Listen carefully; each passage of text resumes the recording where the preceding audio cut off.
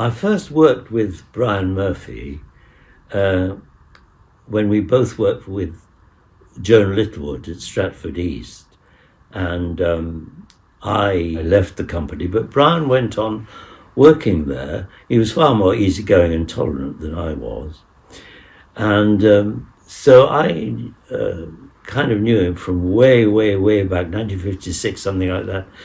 And then I dropped in. He became very well known, and ended up in a series called George and Mildred, and in which I appeared, I think, as a policeman from time to time. The interesting thing about that was that it was a sitcom based on a couple not getting on, and in a way, it's.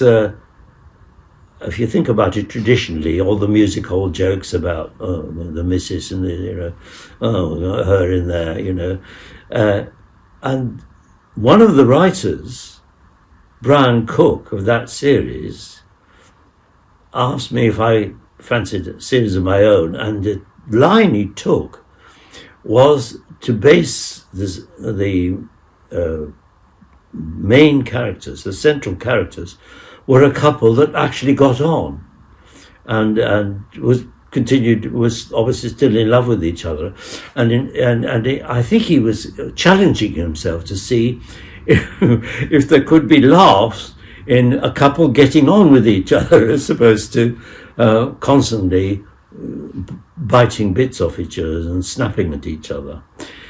So he wrote a show called Keep It in the Family, and very often. My wife was played by an actress called Pauline Yates, and it often started with a sequence of jokes with us in bed, which I thought was, and it seemed to work. It seemed to work, and he said, "Well, you'll be doing this for the next 10 years," but then fate intervened, and we only did 5 series.